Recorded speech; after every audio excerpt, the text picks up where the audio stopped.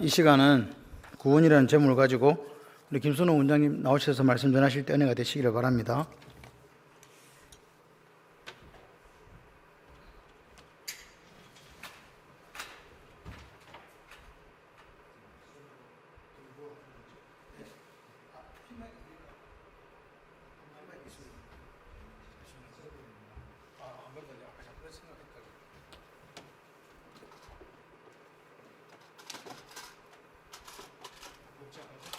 안 복잡합니다. 제가 쓰는 거라서.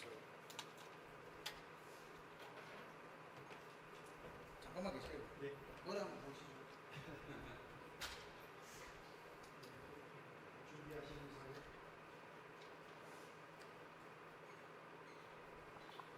책, 마이크 책. 네.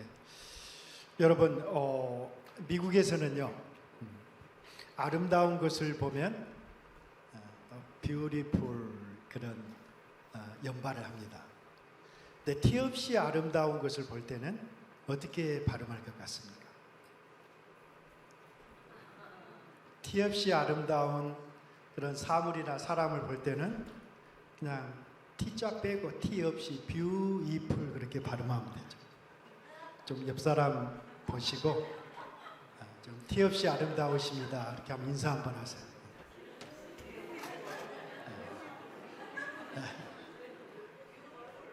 좀 이렇게 좀 진정성 있게 다시 한번 다른 쪽 보시고 정말 아름다우십니다 인사 한번 하시죠.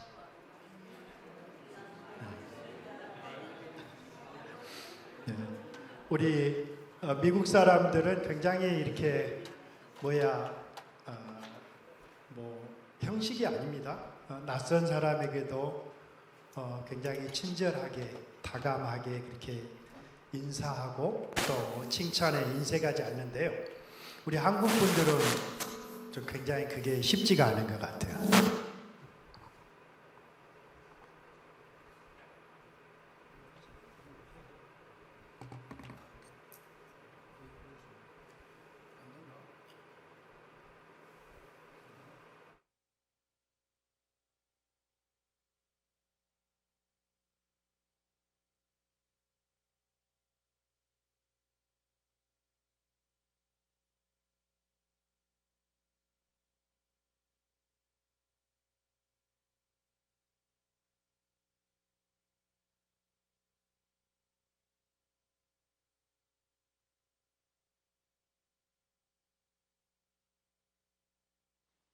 해봐요. 예, 됐습니다. 책, 마이크 책 됐습니다. 저는 좀 성경을 많이 좀 찾고 그랬어요. 제가 손이 좀 자유스러워야 돼요.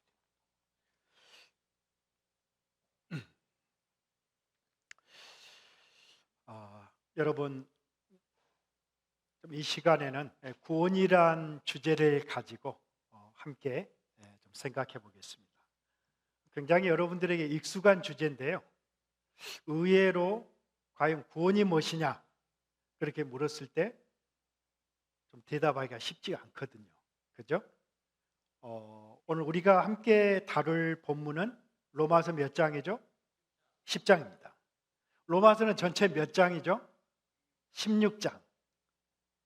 1장에서 11장까지는 무엇을 믿을 것인가? 믿음의 내용을 얘기하고 있습니다. 12장부터는 의롭게 된 사람은 어떻게 살아야 되는가? 그런 측면에 있어서 로마서의 본문은 우리 굉장히 심플합니다. 먼저 이렇게 해서 처음에는 과연 그 믿음이 무엇인가? 믿음의 내용을 설명하고 있죠. 그 다음은 삶을 얘기하고 있어요. 믿음으로 의롭게 된 하나님의 백성들은 어떻게 살아야 되는 것인가? 굉장히 중요한 부분이거든요. 우리는 이 앞부분, 이 교리적인 부분에 있어서는 너무 많은 걸 알고 있어요. 그러나 성경이 그리스도를 안다, 하나님을 믿는다라고 할 때 그 부분은 관념적이고 추상적이지 않아요. 실제적으로 안다라는 야단은 우리 부부들이 그런 부부 생활을 통해서 서로를 깊게 아는 친밀한 암을 상징하는 그런 뜻이거든요. 그래서 우리가 실제적으로 그리스도를 내 인생의 주인으로 믿고 그분에게 내 삶을 모두 위탁했을 때 우리는 실제적으로 그분과 인격적인 관계와 동행을 하는 그런 삶이 성경이 말하는 그런 믿음의 개념이거든요. 그래서 1장부터 몇 장은 교리가 믿음을 다뤄요? 1장부터 11장. 그러므로 12장부터 16장까지 삶을 달라요. 그런데 1장부터 11장을 두 개로 나누면 어떻게 단락을 나눌 수가 있죠? 1장부터 8장까지 이것은 이 믿음, 이 구원을 다루는데 개인 구원을 다루고 있어요. 어떻게 죄인이 하나님 앞에서 의롭게 될 수 있는가? 의롭게 된다라는 말은 사실 목사님 제가 시간에 따라서 오늘 그 오전 주일 설교는 얼마나 목사님이 짧게 하시는가를 제가 보여드렸거든요. 조금 길게 억지로 함으로 해서. 근데 목사님 시간이 얼마나 되죠? 예. 예. 그래서 시간 한 90분에서 120분 어떻습니까? 약속이 있어요. 얘기를 해주신 대로 제가 맞춰서 하겠습니다. 예? 장로님, 아니 화장실도 자유롭게 다녀오시고 한 90분 정도 하면 되겠습니까? 괜찮죠? 90분이면 금방 갑니다. 그래서 여러분 구원이라는 말을 성경에서는 가장 많이 서로 사용하는 개념이 뭐죠? 구속이라는 단어를 많이 써요. 구속이라는 이 redemption이라는 말은 뭐죠? 바이백이라는 뜻이죠. 그러니까 값을 지불해서 사주신 거예요.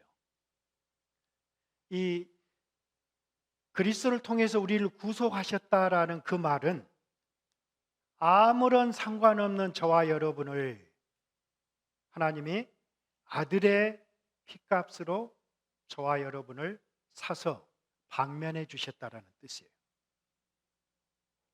노예 시장에서 그냥 우리는 노예 시장에 팔린 그런 죄의 종들이었어요. 그런데 하나님은 콕 집어서 한 사람을 너는 내 것이다라는 거예요. 내가 너를 사랑하겠다라는 하나님의 그 헌신을 보여주시고 나를 사신 거예요. 그런데 내 값을 지불해야만 우리가 이 구속을 받을 수 있는 거예요. 이 리뎀션이라는 뜻은 이 원뜻은 이 바이백이라는 뜻이거든요. 대사다 그 말이에요. 랜섬이라는 영화 여러분 보신 분들 아마 기억나실 거예요. 그래서 실제적으로 하나님께서 양 목사님을 사신 거예요. 그래서 양 목사님을 사셨으면은 하나님의 종이 돼야 되는데 그 양 목사님을 이제는 you are free, 네 마음대로 정말 바른 선한 이제는 사탄의 종이 되지 말고 하나님의 종으로 남은 생애를 살라고 방면해 주신 그 뜻이 구속이라는 뜻이에요. 그래서 저와 여러분은 모두 구속을 받았다. 이것은 이 경제학도에게 쓰는 얘기예요. 그러면 법대생들에게는, 법학도들에게는 어떤 용어로 구원이라는 용어를 사용했을까요? 바울이 가장 많이 쓰는 용어, 신학적인 용어 뭐죠? 의롭게 되었다, 의롭게 여기시다. 그 말을 한국말로 뭐라 하죠? 한자로? 칭의. 역시 우리 발림교회는 다르시네. 이 칭의, justification은 뭐예요? 똑같은 구원을 하나님은 입체적으로 설명하신 거예요. 다른 것이 아니에요. 구원이라는 말을 다각도로 설명하는 것이에요. 구속이라는 경제학도들의 경제의 개념으로 설명했다면 법의 개념은 칭의예요. 칭의도 똑같아요. 칭의는 뭐죠? 그러니까 이 미국에서는 이 판사들 앞에서 죄가 있으면 끌려가는 guilty 판정을 받습니다. 그런데 불의한 저와 여러분을 판사가, 재판장이 not guilty를 선포한 거예요. 죄 없다라고 우리를 여겨주신 거예요. 그런데 죄 있는 자를 죄 없다라고 얘기하면 하나님은 불의한 자죠. 그래서 하나님은 어떻게 아들의 값을 지불하셔서 저와 여러분을 죄 없다라고 여겨주신 거예요. 그래서 그것을 그리스도의 보혈로 덮어주셨다. 이 덮다라는 그런 개념이 이 justification에 포함되어 있어요. 그러면 여러분 이 신학생들한테는 어떤 용어를 사용했을까요? 구원이라는 개념을. 로마서 5장에 나오죠. 저 뒷부분들 딱 질문하기 좋으신 분들 한 세 줄까지 계시는데 여러분 화목이라는 말 들어보셨어요? 화목. 우리가 믿음으로 의롭게 되었은즉 하나님과 화평을 누리자. 이 화목이라는 말은 reconciliation이라는 말이에요. 미국에서 reconciliation은 체크를 이슈하고 체크 이슈된 발행한 체크가 이제 은행에서 돈이 나갔을 때 그 대차 대조를 하는 그 개념이에요. 그러니까 화목이라는 말은 도무지 저와 여러분의 인생은 하나님께 창조주 하나님께 의존적인 존재로 지음을 받았어요. 하나님 자신이 생명의 근원이세요. 우리는 그분께 붙어 있어야만 살아요. 나무가 땅에 뿌리를 내리고 있어야만 살아요. 그런데 우리가 하나님께로부터 독립선언을 한 거예요. 그것이 타락이에요. 나무가 뿌리채 땅으로부터 뽑힌 거예요. 근데 잠시 살아있는 것처럼 보일 뿐이죠. 시간이 지나가면 말라 비틀어져서 죽는 것처럼 우리가 이 타락이라는 개념은, 이 죄라는 개념은 우리는 돌이킬 수 없는 실수를 하나님과 도무지 창조주와 회복할 수 없는 그런 탕자의 어떤 시점에 놓여 있는데 에베소에서 그러죠. 둘을 화목하게 하셨다. 유대인이나 이방인이나 그것을 하나님의 자녀로 부르시기 위해서 어떻게 하셨다? 죄의 담을 헐어버리셨다. 무엇으로? 그리스도의 십자가로. 그래서 여러분 여기서 놓치지 말으셔야 될 것은 성경에서 구속이라는 개념을 쓸 때도 구속의 근원은 뭐예요? 그리스도의 피예요. 부활의 생명이에요. 칭의라는 개념도 죄 있는 우리를 의롭다고 선포하실 때는, 선언하실 때는 분명히 하나님은 죄값을 지불하셔야 하나님은 의로우신 분이시죠. 죄 있는 우리를 의롭다고 하시면 하나님 손가락질 받으실 수 있거든요. 그런데 하나님은 누구의 피값으로? 자기 자신의 아들을 저와 여러분을 대신해서 주신 사건이 의롭게 여겨주신 방면하신 사건이 칭의예요. 화목도 마찬가지예요. 하나님을 떠난 죄인이 어떻게 하나님과 관계를 회복할 수 있어요? 사랑하는 아들을 믿음으로 그 아들을 보시고 우리를 의롭다고 여겨주신 거예요. 이렇게 화해를 한 것이죠. 우리가 친구들과의 관계에서도 어때요? 심각한 잘못을 저질렀을 때 그 친구와의 그 A라는 친구와 제가 양 목사님께 큰 실수를 했어요. 그래서 양 목사님은 괜찮다고 하시지만 진정한 목사님과의 관계가 회복되기 위해서는 제가 어떻게 해야 되죠? 사과를 해야 되죠. 목사님, 제가 정말 그 부분은 내가 잘못했어요. 정말 미안했어요. 뭐 본의든 뭐 본의가 아니었든, 그래서 좀 그 부분을 나를 좀 이해해주고 용서해줘. 그래서 목사님의 그 마음을 풀어드려야만 관계가 회복이 되죠. 그런 것처럼 이 화목이라는, 하나님과의, 무조건 교회에 나가면 화목이 되는 게 아니에요. 항상 구원에 있어서 믿음의 앞에서, 성화의 앞에서 뭐가 반드시 있어야 돼요? repentance, 회개가 있어요.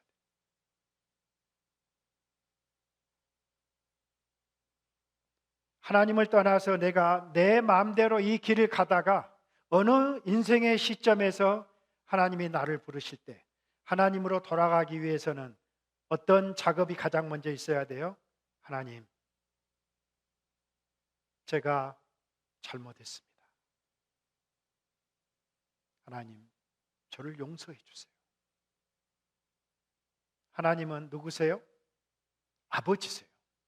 그리고 정말 우리가 돌아오기를 원하시는 그 하나님의 그 사랑과 자비를 우리가 어떻게 확증할 수 있어요?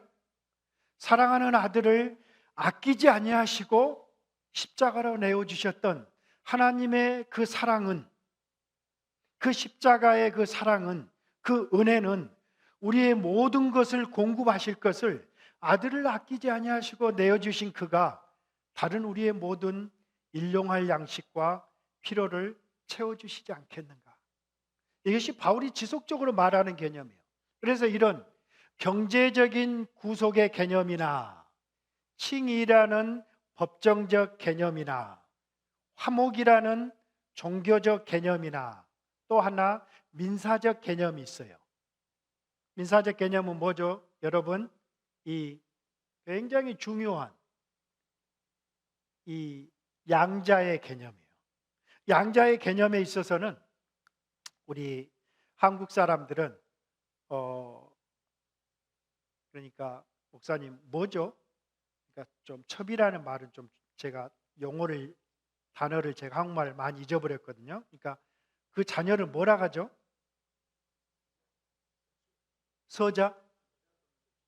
서자죠. 네. 그러니까 이 적자와 서자의 차이가 한국은 있잖아요. 동양의 개념은. 서양은 없어요. 서양은 실제적으로 일대 황제가 아우구스트 옥타비아누스잖아요. 그런데 케사르의 양자였어요. 브리스길라와 아굴라를 쫓아냈던 로마의 황제 4대 클라우디스의 아들이 그 유명한 5대 황제 네로예요. 네로가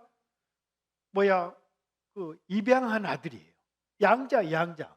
그래서 서구는 실제적으로 아들이라고 입양을 하면 적자와 똑같은 대접을 받는 이 어답션이라는 개념이 성경의 개념이에요. 우리는 약간의 적자와 서자는 차별이 있고 또 양자를 하더라도 차별이 있는데 이 성경의 개념을 이해하는 데 조금 어려움이 있는 거예요. 그래서 이 양자의 이런 민법적인 개념, 저와 여러분은 하나님과 아무런 관계가 없어요. 아들을 보시고 그리스도가 우리의 형제로 여겨주시기 때문에 우리가 이 아들을 통해서 양자가 되었기 때문에 똑같은 이 자녀들은 그런 아버지의 유산을 상속받을 그런 자격이 주어진 거예요.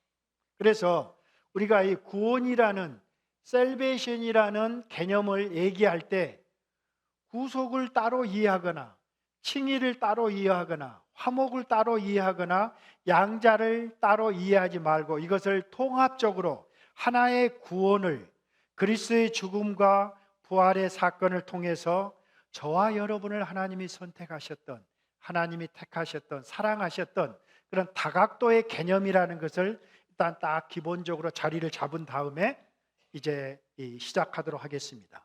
그래서 여기서 곁길로 간 게 아니에요. 이 개인이 어떻게 구원을 받을 수 있는가를 설명하는 게 이런 다양한 헬라의 그런 개념으로 설명을 하게 되는데 9장에서 11장은 무엇을 다루고 있어요? 개인의 구원이 아니라 이스라엘의 민족의 구원을 다루고 있어요. 이스라엘 구원이에요. 제가 왜 이 부분을 얘기한 줄 알겠죠? 오늘 우리가 해야 될 부분이 10장이에요. 성경을 공부할 때 저자가 말하고자 하는 전체 구조와 의도 속에서 10장이 어느 위치에 있는가를 알지 않으면 정확하게 그 문맥을 핵을 못 짚는다는 거죠. 그래서 무조건 10장을 제가 강의할 수도 있지만 전체적으로 어떻게 우리가 하나님의 자녀가 될 수 있는가? 1장부터 8장은 무엇으로? 믿음으로. 9장에서 11장은 이스라엘의 민족구원을 다루고 있는데 9장에서는 무엇을 다뤄요? 하나님이 과거에 이스라엘을 선택하셨다. 과거의 선택을 다루어요. 10장은 무엇을 다뤄요? 근데 그 선택한 백성이 하나님께 대한 대단한 열심과 열정이 있었음에도 불구하고 하나님의 의에 이르렀다 못 이르렀다? 이르지 못했다라는 거예요. 무엇 때문에? 현재의 이스라엘의 상태, 불신을 말하고 있어요. 선택받은 이스라엘이 하나님의 구원을 잃어버렸다라고 성경은 말하는 거예요. 그래서 성경은 양쪽 다 얘기하고 있어요. 한 번 구원은 영원하다. 노노노. 의도적으로 하나님의 뜻을 역행하고 죄를 짓고 예배를 소홀히 하고 경건의 훈련을 소홀히 하게 되면 하나님이 끝까지 우리를 택하실 것인가? 그 구원이 흘러 떠내려가는 다양한, 그러니까 이 구원이라는 개념에 있어서 이 하나님의 주권적 선택과 또 하나는 저와 여러분이 어떻게 믿음으로 순종해야 되는 측면이 있는 거예요. 우리 인간의 무엇? 책임, responsibility. 이 부분이 굉장히 다이내믹하게 역동적으로 엮여져 있다는 거죠. 그러나 바름 라인은 어때요? 하나님이 선택한 백성은 끝까지 하나님이 책임지시죠. 그렇다고 해서 우리가 우리 삶을 함부로 살아도 되는가? 절대로 그렇지 않다라는 거예요. 그래서 바울은 모든 어떻게 구원이 가능한가? 구원의 길을 소개한 다음에 구원에 들어온 하나님의 백성들은 어떻게 살아야 되는가? 그 삶의 윤리 부분을 항상 얘기하고 있다라는 거예요. 그래서 우리가 믿음으로 구원을 받는다라고 할 때 우리가 함부로 삶을 살아도 되는 것인가?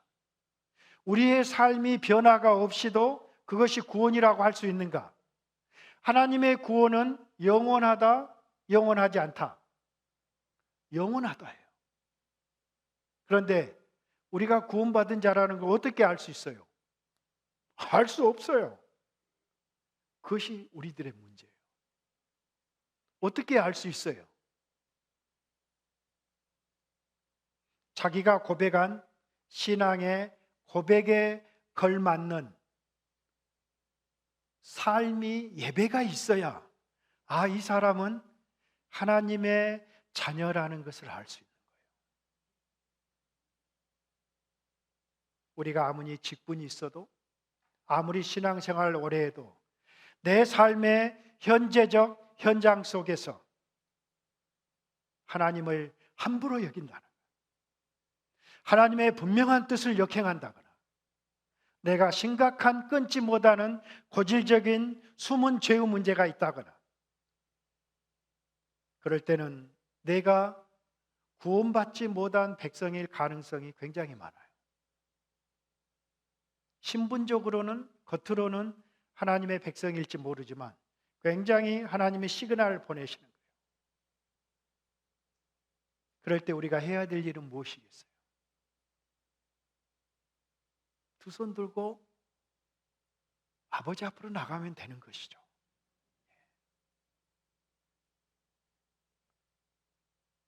아버지가 우리를 받아주시지 않겠어요?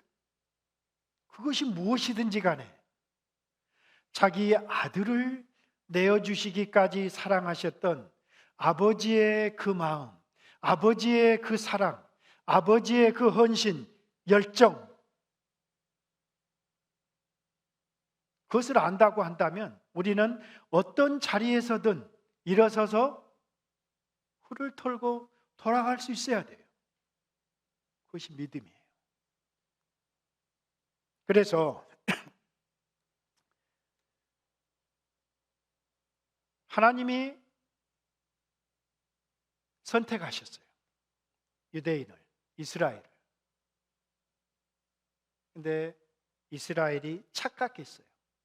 자기들이 잘나서 하나님이 선택한 줄 알았는데 그 하나님이 선택한 그 프리빌리지, 유대인의 특권에는 항상 목적이 있어요. 왜 하나님이 유대인을 선택했죠? 열방의 제사장으로, 제사장 나라로 삼기 위해서 하나님이 선택하신 거예요. 근데 그들은 특권만 누리고 그들이 살아야 될 책임은, 권리는 소홀히 하지 않아서 그들이 잃어버린 것이죠. 그러나 11장은 뭐예요?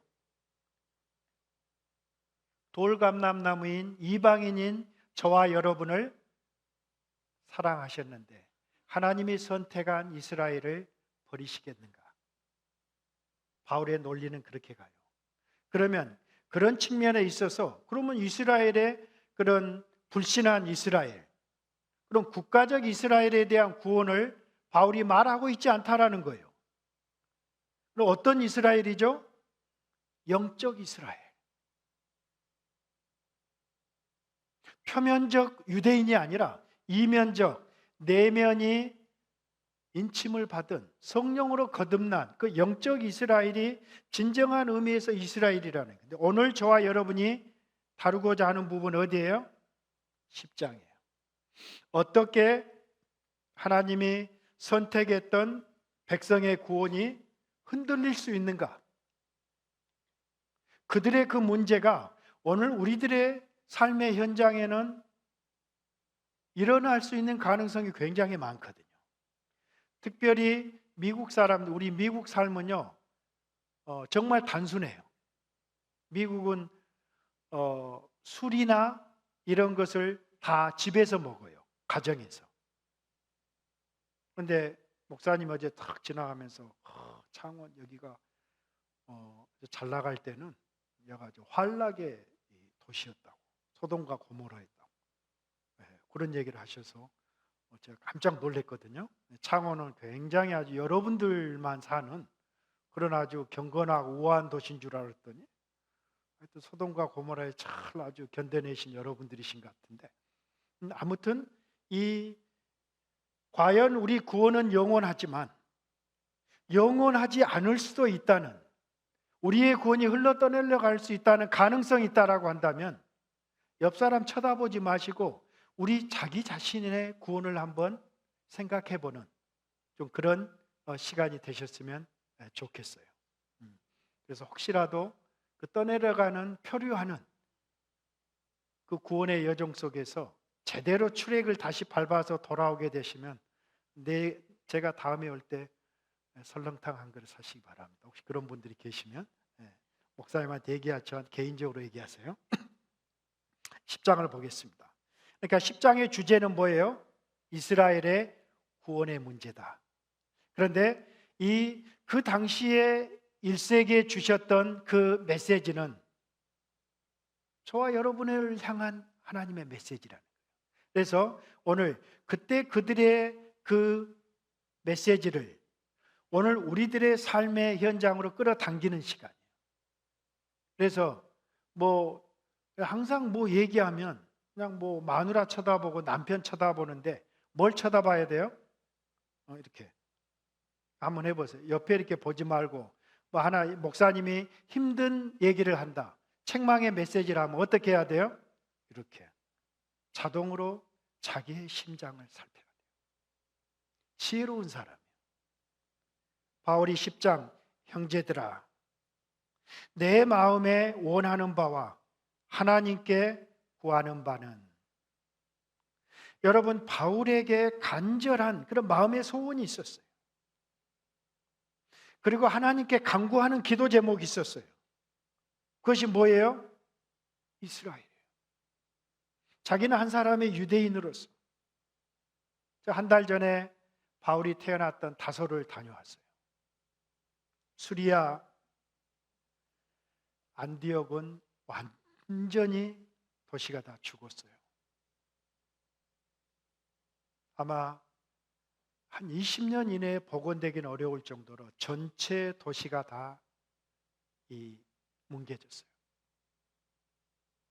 근데 거기서 3시간도 채 안 떨어진 바울의 생가 다소는 아무런 이상이 없어요. 그 지역만 안디옥, 수리아 안디옥. 근데 실제적으로 수리아 안디옥이 현재는 터키의 행정구역이 소속돼 있어요. 터키의 안디옥이죠.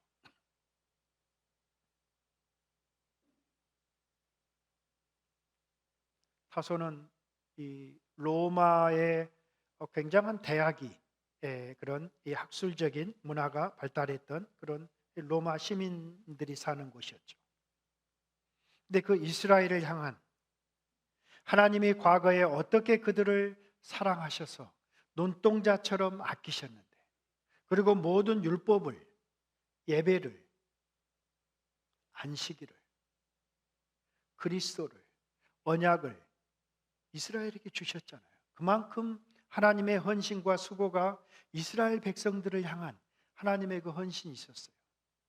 근데 그런 하나님의 사랑을 차버리고 나몰라라고 지 마음대로 자기의 욕심대로 살아가는 이스라엘의 그런 현재적 불신의 상태를 향한 바울의 너무나 아픈 그 기도 제목이 있었다라는 거예요. 그래서 곧 그들로 무엇을 받게 함이라? 구원을 받게 하는 것이, 그들이 하나님과의 관계를 회복해 하는 것이 바울의 간절한 기도 제목이었다라는 거예요.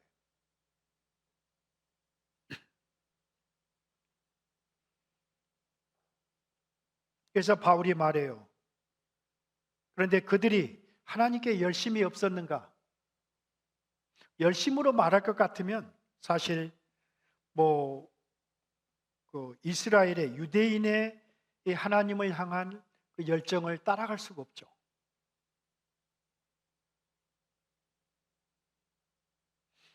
지금 바울이 말하는 것은 이스라엘의 열심의 문제가 있었다는 것이 아니에요. 무엇이 문제예요? 지식이 없는 무지한 열심이 문제였다. 이것은 우리 한국 이 교인들, 아까 제가 미국 사람들의 좀 생활 방식을 얘기했는데요. 미국 사람들은 굉장히 이 논리적인, 그리고 이 사실, 팩트에 근거해서 어떤 판단하고 행동을 하고 그래요. 이 서구의 사람들 일반적으로 그러죠. 거기에 비해 상대적으로 우리 한국 사람들은 굉장히 쉽게 믿기도 하고 좀 감정적인 좀 그런 경향이 없지 않아 있죠. 그래서 미국 사람들은 쉽게 믿지 않지만 한번 믿으면 분명하게 책임 있게 살고자 하는 그런 미국의 좀 문화가 있어요. 근데 한국 사람들은 너무 스마트해요. 가는 곳마다 승승장구하고 석세스풀해요. 믿기도 잘하지만 하여튼 그 알죠? 또 그 보이지 않는 영역에서 그런 부분도 굉장히 똑똑하신 것 같아요. 저는 늘 어디를 가면 뭘 이렇게 흘리고 다니거든요. 그래서 아내한테 이날 평생을 얻어듣고 사는데요. 그래서 어떻게 그렇게 나이가 60이 넘었는데 아직도 어리버리하냐. 그래서 이제 하나님이 아내를 통해서 저를 많이 하는데, 우리 한국 사람들은 하여튼 딱 보면은 일본 사람과 중국 사람과 한국 사람, 미국에 오면 딱 차이가 나요. 그리고 이 한민족의 우수성은 거의 지금 전 세계적으로 증명돼 가고 있어요. 그만큼 하나님의 관심과 사랑이, 그리고 한국 교회의 성장은 세계 교회가 주목하는 부분이에요. 그러나 이번에 팬데믹을 통해서 저는 팬데믹은 사탄이, 시진핑이 준 것이 아니라고 생각해요. 모든 과거에 하나님이 심판하는 방식은 열방의 제국을 통해서나 무엇으로? 전염병을 통해서 하나님이 징계와 재앙을 주세요. 구약적 하나님의 심판의 언약의 방법이에요. 그렇다고 한다면 이 팬데믹도, 이 코로나도 하나님이 보내셨을 가능성은 100%예요. 그만큼 세계교회, 특별히 한국교회를 사랑하십니다. 그래서 이번에 코로나 팬데믹을 통해서 쫙 갈라지죠. 아직도 좀 걸리긴 하지만 진짜와 가짜가, 진짜 믿는 교회, 큰 흔들림이 없잖아요. 미국 한 200개 이상의 한 1000개가 우리 남가주 캘리포니아에 있는데요. 그 5분의 1이 문을 닫았습니다. 없어진 거예요. 성도들은 3분의 1이 사라진 거예요. 아예 처음부터 그들은 교회만 출석하는 명목적인 신자였지 진정한 의미에서 복음을 들었겠느냐. 그러나 그 속에서도 바른 복음, 십자가와 부활과 그리스도의 통치, 다스림, 인격적인 만남, 중생과 회개, 실제적인 삶이 있는 헌신, 그런 부분을 지속적으로 가르쳤던 그런 교회들은 하나도 흔들림이 없어요. 저는 우리 창원 우리 발림교회 우리 목사님을 뵈면서 우리 발림교회도 틀림없이 그런 좋은 교회에 속한 교회일 것이다. 저는 그런 확신을 가지고 있어요. 왜? 목회자가 어떤 메시지를 전하는가? 사람들의 눈치를 보고 그런 목회를 하려면 집어치워야죠. 공부를 석사, 박사까지 받으면서 먹고 사는 것 문제 때문에 목회를 하거나 눈치를 본다면, 근데 저보다 한 걸음 더 나가신 거예요, 우리 양 목사님. 굉장히 아주 급진적이고, 불꽃처럼 살다가 불꽃처럼 가겠다. 제가 진짜 좋아요. 감리교 창시자 요한 에슬러가 99% 헌신된 100명보다도 100% 헌신된 몇 명? 한 사람을 내게 주세요.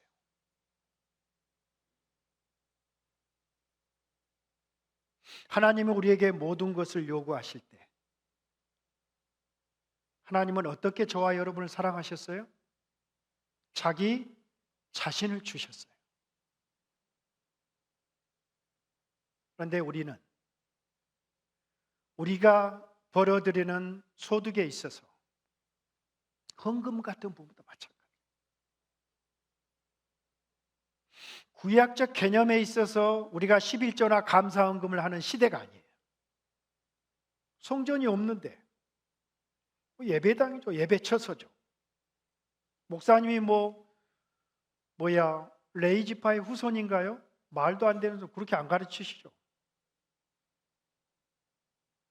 그럼 우리가 11조를 해야 되는데 11조는 무엇이에요? 구약적 개념에 있어서 레이지파를 먹고 살리게 하는 그런 헌금이 아니에요.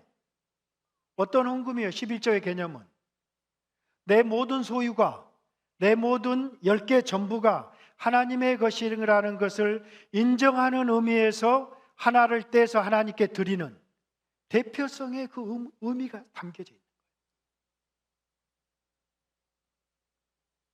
미국은 천불 보면 세금을 한 150불을 떼가요.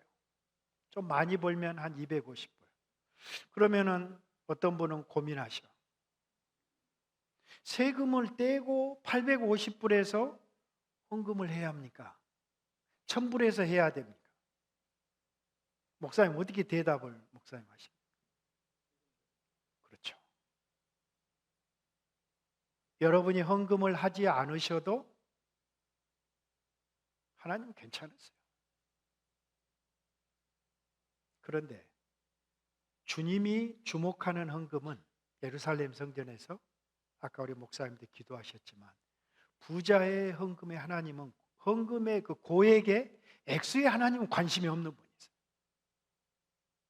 예수님이 주목한 헌금은 어떤 것이에요? 두렙돈을 바쳤던 그 여인. 그것은 자기 자신의 전체의 생활비였어요. 그때 예루살렘 성전은 부자들이 헌금통을 어떻게 만들었어요? 나팔관으로 양철로 만들었어요. 그래서 동전을 부으면 완전히 트럼펫을 불듯이 부자의 동전이 떨어지는 소리에 모든 사람이 바라보는데 주님은 그런데 관심이 없었어요. 한 그 가난한 과부가 드리는 그 두렙돈을 주목하시는 하나님. 그러니까 교회 헌금을 할 때도 여러분 위선적으로 할 필요가 없어요.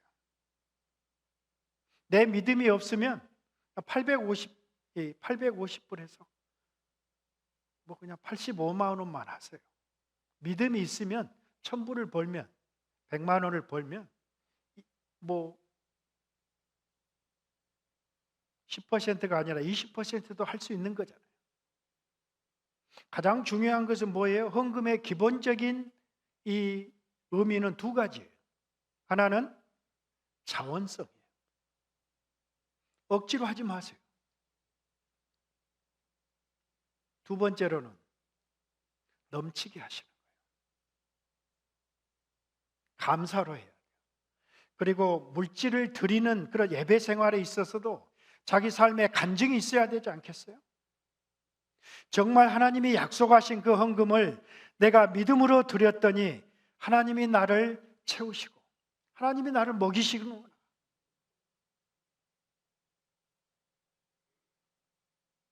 뭐 생활이 어려울 때는 정말 적은 돈에도 우리가 부들부들 떨리죠. 그런 마음, 그런 믿음 아버지가 아시죠. 생활이 어려울 때는 헌금을 하면은 가게에 빵꾸가 날 것 같으면 그래도 헌금을 해야 돼요, 안 해야 돼요? 네? 안 해야 돼요, 그런 때는. 아니, 가게에 빵꾸가 나는데 헌금을 하시면 안 되죠. 목사님 싫어하실지 모르지만 저는 미국에서 그렇게 가르쳐요. 드리고 싶은데 드리지 못하는 그 자녀의 마음을 하나님이 받으실 것 같아요? 안 받으실 것 같아요? 받으시죠. 드리고 싶은데 드리지 못하는 그 사람은 어떻게? 자기의 시간으로, 은사로, 몸으로, 얼마든지 다른 방법으로 주님의 미쁘신 뜻을 이룰 수 있는 거예요. 문제는 많이 가졌느냐, 적게 가졌느냐, 얼마나 많이 내느냐. 하나님은 그런데 아무런 관심이 없다라는 거예요. 하나님 보시는 건 뭐예요? 마음이에요. 중심이에요. 아시아의 7교회 중에서 가장 부유했던 교회, 어떤 교회죠? 라오디게아 교회예요. 그들을 향해서 주님은 뭐라고 그랬어요? 네 가난하고 네 누추하고 네 헐벗은 꼬라지를 네가 모르는구나. 가장 가난한 교회는 어떤 교회죠? 서머나 교회. 그들의 궁핍과 환난을 주님이 하신 거예요. 그들이 그 고난 속에서 고난을 맞서는, 고난을 피하지 않고 정말 복음 때문에 짐승 같은 로마 제국의 황제 숭배를 강요할 때 나는 황제가 주인이 아니라 나사렛의 그리스도가 주인이라는 이런 신앙 고백을 할 수 있었던 그 교회가 서머나 교회예요. 그래서 그 자기 자신의 믿음 때문에 그들이 극한 환난과 궁핍 속에 빠져 있었던 그런 서머나 교회를 칭찬하시고,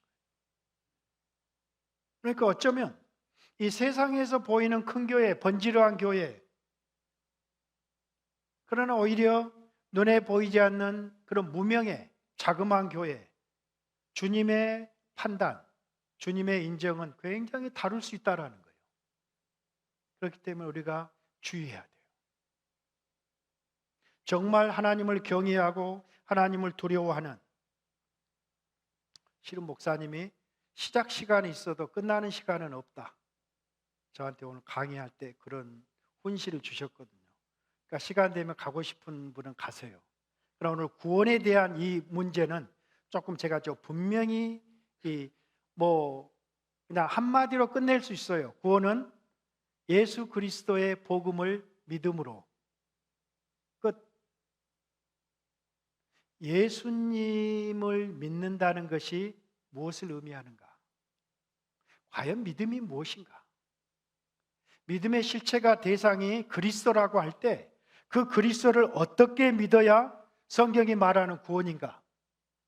이런 부분에 대한 개념 정리가 안 되시면 백날 믿음으로 구원 얻는다고 할 때 무엇을 믿어야 하는지, 성경이 말하는 믿음의 대상이 분명하신데 그 믿음의 대상과 이 초점이 맞지 않는, 포커스가 맞지 않는 그런 믿음을 가지고 있다면 여러분들 백날 다녀봐야 문제가 있을 수 있다는 거죠. 네, 그런 면에 있어서 오늘 조금 시간이 가더라도 좀 잘 경청하시기 바랍니다. 그래서 이 바울은 이 동족 이스라엘의 구원에 대한 굉장한 그런 근심과 고통이 있었어요. 우리 9장 1절을 한번 봐볼까요? 9장을 시작하면서 내가 그리스도 안에서 참말을 하고 거짓말을 아니하노라. 나에게 큰 근심이 있는 것과 마음에 그치지 않는 고통이 있는 것을 내 양심이 성령 안에서 나와 더불어 증언하노니. 3절 함께 읽어볼까요? 나의 형제 그 권력 친척을 위하여 내 자신이 저주를 받아 그리스도에게서 끊어질지라도 원하는 바더라. 자기의 동족의 그 유대인의 그 구원을 위해서는 자기의 생명이 끊어질지라. 모세가 그런 지도자였잖아요. 사실 어떤 면에서 우리 목회자들은 그런 심정으로 목양을 하는 거예요. 그리고 굉장히 우리 양목사인 것들은 특별하세요. 지금도 걸어가면 군기가 드셔가지고 굉장히 이렇게 이 장교의 그런 모습이 나는데 아주 신앙도 그냥 이렇게 박력 있게 믿으시는 것 같아요.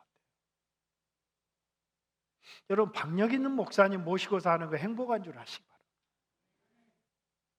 저는 제가 제일 우리 연구원에 한 150명의 목사님과 선교사님들이 계신데요.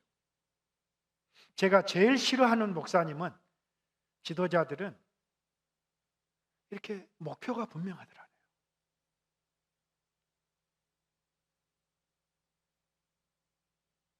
비전이 분명하더라고요. 우리 모든 성도들의 교회의 목표는 무엇이에요? 한 분뿐이세요. 우리의 주 예수 그리스도.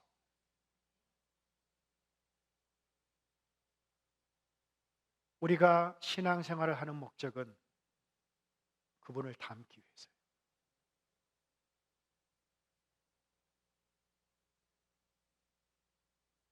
우리는 사랑하면, 다 젊은 날에 연애들 해봤잖아요. 사랑하는 사람의 마음을 얻기 위해서 얼마나 노력을 많이 해요. 물론 또 결혼하고 나면 조금 달라지긴 하죠. 그러나 이 인간 세상의 사람과의 관계에서도 사랑하면 닮고 싶고 그 사람이 원하는 것을 하는 게 인지상정이잖아요. 그리고 우리가 신앙 안에서 정말 하나님의 아들 그리스도가 어떤 분이시지 안다면 도무지 자격이 없는 저와 여러분들에게 행하셨던 그 골고다의 그 십자가의 헌신과 피 흘림과 고난과 그 절규를 우리들은 알잖아요. 그렇다면 우리가 어떻게 살아야 되는가? 그래서 바울은 이런 부분에 있어서 아주 굉장히 앞서갔던 사람이죠.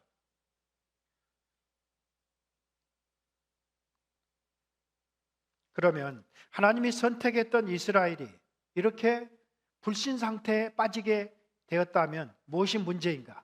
그 부분을 한번 생각해 보자. 2절에 하나님께 열심히 있었지만 무엇이 문제예요? 지식이 없었어요. 지식이 없는 바른 개념과 신앙의 그런 본질을 이해하지 못하는 열심은 정말 위험해요. 바리새인들의 이스라엘의 문제가 무엇이에요? 율법에 대한 지나친 열심이 하나님의 의를 거스린 거예요.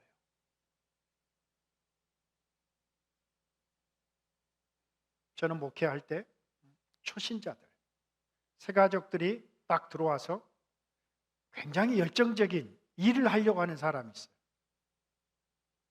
1년 동안 절대 교회 봉사시키지 않아요. 새가족 교육을 받고 어떻게 하나님과의 관계 맺기를 할 수 있고 어떻게 기도하고 말씀을 보고 과연 새로운 신랑 되신 그리스도가 주인이 누구신가? 그런 부분을 잘 가르쳐요. 그래서 교회 안에서 자기 의를 드러내거나 자기 그 열심으로 다른 동기와 목적이 있을 때 굉장히 위험한 것이고 자기 자신의 구원에도 이 어려움이 있지만 옆에 사람들이 굉장한 상처를 받아요. 순수한 옆에 있는 교인들이 그 안에 있는 숨은 히든 그런 어떤 앰비션, 그 야망 때문에 얼마나 교회가 어려움이 많은가요? 그래서 바울은 지식이 없는 하나님께 위대한 그 헌신과 열심을 나무라는 것이 아니라 지식이 없는 하나님의 방법대로 하나님을 섬기지 않는 그것을 바울이 지적하고 있어요. 구체적으로 3절에서 무엇을 모르고 자기 의를 세웠어요? 하나님의 의를 모르고. 하나님의 의는 누구예요? 4절에 그리스도는 모든 믿는 자에게 의를 이루기 위하여 율법의 마침이 되셨다. 야, 여기서 두 가지 의가 나와요. 하나는 자기 의가 나와요. 다른 하나는 하나님의 의예요. 우리 열심히 우리 찬양하신 형제, 찬양 열심히 하시고 말씀 들을 때는 조금 피곤해요. 졸리면 뒤에 나가서 서서 계세요. 네. 네. 그리고 옆에 딱 이렇게 보면서 약간 우리 장로님 한 분도 이렇게 아주 기술적으로 했는데 저는 굉장히 잘 알아요. 네. 몇 번 제가 봐드리지만 저는 아주 장로님들, 목사님들만 잡는 사람이에요. 저는 그 제 연구 기간이 저는 지도자들을 훈련하는 사람이기 때문에 그래서 장로님들은 그냥 제가 분필을 던지기 때문에 잘 깨어있어요. 그리고 자발적으로 들으시기 바랍니다. 자기의 이것은 율법적인 율법에 의해요. 율법을 순종해서 구원을 받으려는 선한 의도가 있었던 건 사실이에요. 그러나 실제적으로 그런 행위를 통해서 하나님의 마음에 들고자 하는 그 배후에는 항상 뭐가 숨겨져 있다? 자기의예요. 굉장히 무섭고 비참해요. 그 많은 교회의 헌신, 수고, 목사님이 옆에서 알아주지 않으면 어때요? 절망하는 교회 지도자들이 있어요. 자기의가 숨겨져 있는 거예요. 아주 무서운 의예요. 특별히 여러분들 교회 장로님들의 안수 집사님들의 수고와 헌신을 가볍게 여기지 마세요. 오늘의 교회가 있기까지 그 교회의 리더십들은 모든 갖은 핍박과 욕을 얻어먹으면서 오늘의 교회를 이렇게 세우신 분들.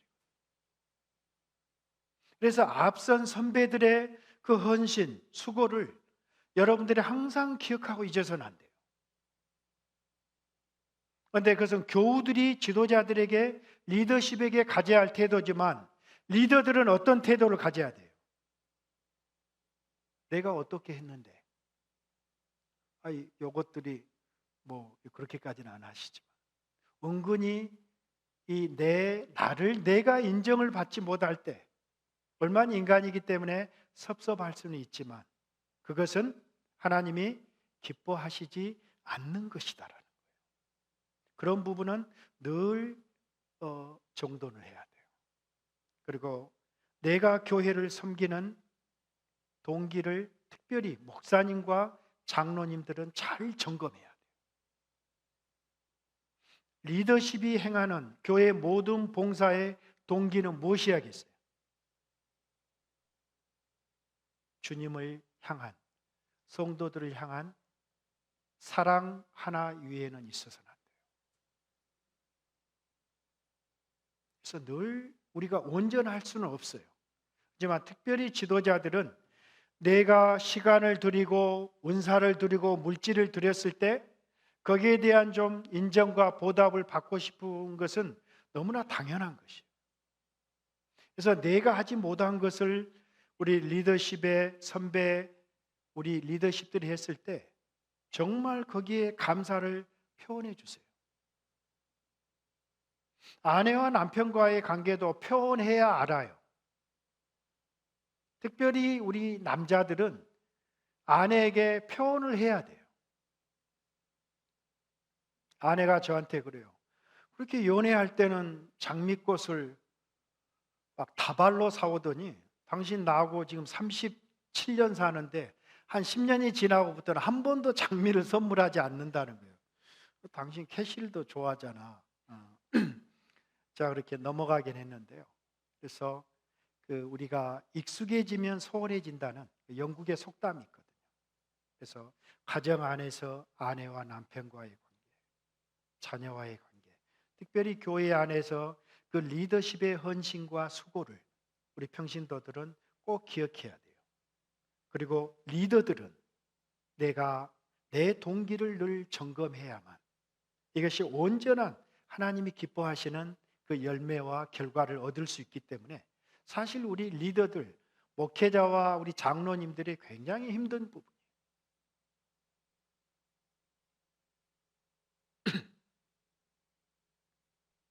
하나님의 의는, 그래서 그 유대인들의 율법의 의는 민족적인 의였어요. 굉장히 배타적이에요. 하나님의 의는 누구시다? 그리스도시다. 여기서 그리스도는 믿는 자에게 의를 이루기 위해서 율법의 마침이 되셨다. 이 말이 뭔 말일까요? 그리스도가 율법의 마침이 되셨다. 이 말이 뭔 말일까요? 누가 좀 큰 소리로 한번 얘기해 주세요.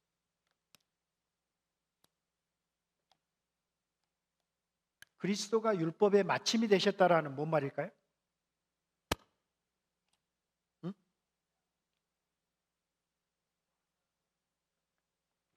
그죠? 그러니까 그리스도의 그 십자가의 사건이 율법의 마침이 되셨다라는 말이 뭔 말이에요?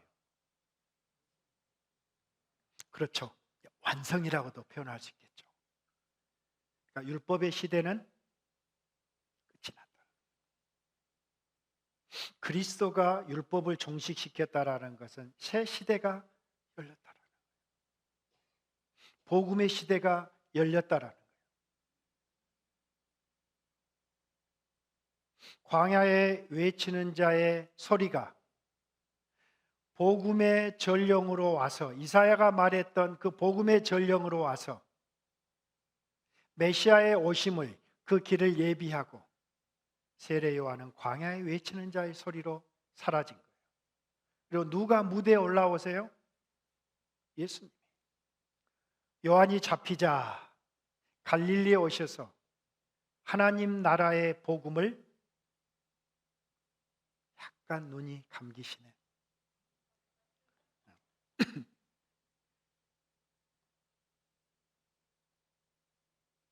그런 면에 있어서 구원은 최종적인 말씀이 아니에요. 그럼 왜 율법을 주셨을까요? 율법의 목적은 뭐죠? 그렇죠. 가장 먼저 율법의 기능은, 율법의 목적은, 유대인들의 착각은 율법을 지킴으로 의로워질 수 있다고 생각했어요. 그래서 자기 의의가 쌓여서 하나님의 의의를 대적한 거예요.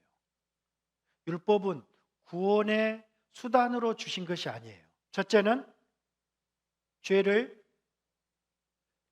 깨닫게 하기 위해서, 하나님의 그 거룩한 속성과 기준 앞에서 우리 죄인들이 절망하도록, 죄를 깨닫게 하도록 주신 게 율법이에요. 그래서 율법은 판단하고 정죄하고 죽이는 직분이에요. 그래서 어떻게 하겠다는 거예요. 두 번째 기능은 뭐죠? 우리가 절망하고 내 노력으로, 내 열심으로는 하나님의 마음을 사로잡을 수 없다라고 생각할 때 어떻게 해야 돼요? 두 손 들고 하나님 앞에 나가도록 하는 거예요. 그걸 갈라디아서는 뭐예요? 몽학 선생의 역할을 한다라고 말해요. 가정교사 역할을 하는 거예요. 내가 내 죄의 실체를 하나님의 거룩한 법을 통해서 깨닫고 나는 도무지 소망이 없는 인생이라는 것을 알고 그리스도의 십자가로 아래로 나아가게 하는 것, 그 몽학 선생의 그 인도자의 역할을 하는 것이 율법의 기능이에요. 이것은 부정적인 기능이라고 한다면 율법의 그런 이게 부정적인 기능이라고 한다면 율법의 긍정적인 기능은 뭐죠? 로마서 7장을 한번 봐볼까요?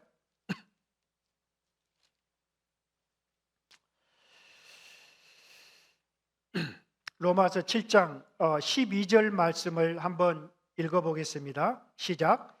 이로보건대 율법은 거룩하고 계명도 거룩하고 의로우며 선하다. 율법은 하나님의 속성의 반영이에요. 율법은 선하고 거룩한 것이에요. 그럼 왜 율법이 우리를 죽이는 거예요? 우리 안에는 죄성이 우리를 죽이는 거예요. 그 죄성을 드러내는 것이 율법의 기능이에요. 그래서 겉으로 보기는 율법이 우리를 죽인 것처럼 보인다라는 게 이 바울의 이 죄가 기회를 타서 계명으로 말미암아 나를 속이고 그것으로 나를 죽이는구나. 그래서 율법이 사람을 죽이는 것 같지만 실제적으로 율법은 하나님의 거룩한 계명이고 하나의 선한 계명이라는 거죠. 그래서 그 율법의 선한 계명이 우리 안에 있는 심플 네이처, 그 죄성을 드러내는 역할을 하기 때문에 율법 때문에 죽은 것 같지만 실제로 내 안에 남은 죄성이 나를 죽이게 한다는 거죠. 그래서 이게 부정적인 죄를 깨닫게 하고 그리스도께로 인도하는 역할을 한다면 세 번째로는 뭐래요? 율법은 하나님의 속성의 반영이에요. 우리 그리스도인이 어떻게 살아야 되는가? 그런 가이드라인으로서의 하나님의 속성의 계시가 율법이에요. 그런 면에서 율법의 마침이 되시고 율법의 그리스도가 종식이 되셨다고 할 때 이것을 극단적으로 믿는 사람들 어때요? 더 이상 구약은 이제 필요 없어. 신약의 복음이 오셨는데 나는 그리스도만 믿으면 되지. 이제는 율법이 아니고 복음인데. 그런데 실제적으로 바울은 로마서에서 그렇게 말하지 않아요. 로마서 1장의 복음을 소개하면서 잠깐 봐볼까요?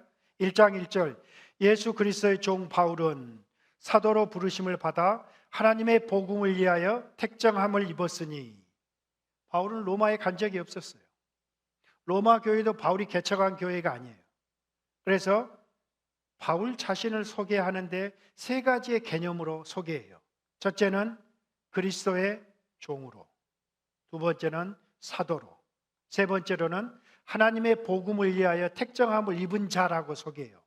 2절에서는 그 복음이 무엇인가를 말하죠. 하나님이 선지자들을 통하여 그의 아들에 관하여 성경에 미리 약속하신 것이다.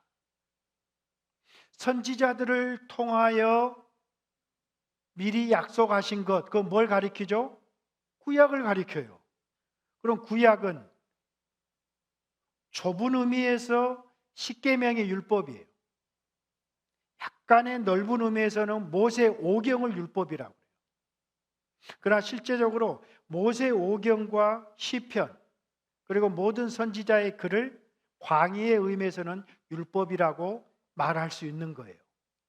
그렇다고 한다면 율법에 무엇을 말씀하셨어요?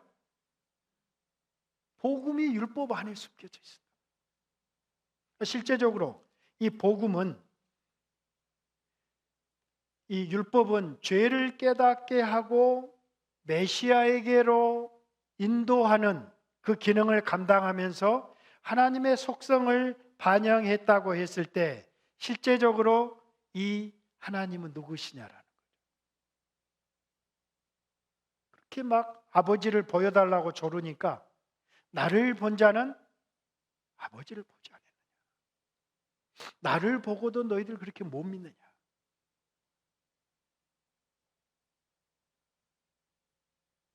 그런 면에서 우리가 이 율법과 복음과의 관계를 제대로 정립을 하지 않으면 이 이스라엘 백성과 같은 유대인과 같은 잘못을 범한다는 거죠. 율법은 단순히 이런 것뿐만 아니라 모든 율법이, 이 구약이 나를 증거하고 있지 않느냐. 사도 요한이 그렇게 말하죠.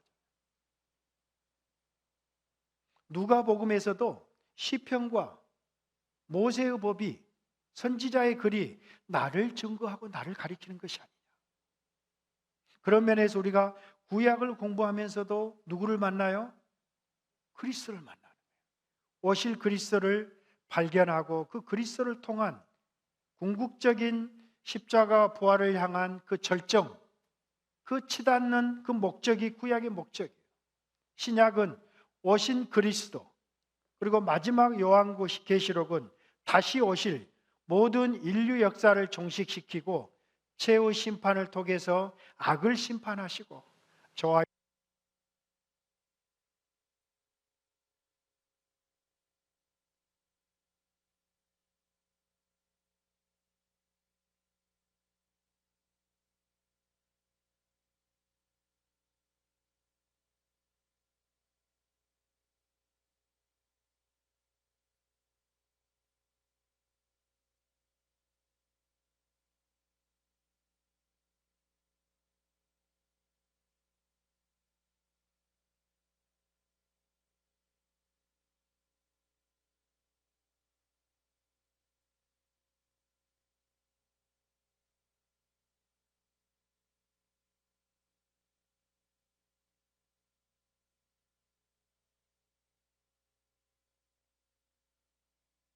훨씬 예, 예, 예, 좋습니다. 제가 일찍 얘기를 했어야 하는 목사님 죄송해요. 저는 항상 무선을 써서요. 그러면 그 다음으로 한번 10장 1절에서 목사님 예, 끼워졌어요. 10장 1절에서 4절까지는 바울의 책망이에요. 5절에서 8절까지는 구체적으로 두 가지 의의를 대조해서 설명하고 있어요.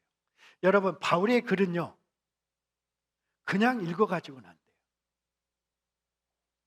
굉장히 이 논리적으로 논지를 전개하고 있기 때문에 잘 설명을 하고 무엇을 말하는지를 알아야 돼요. 그러니까 이스라엘 백성이 책망을 받는 건 뭐예요?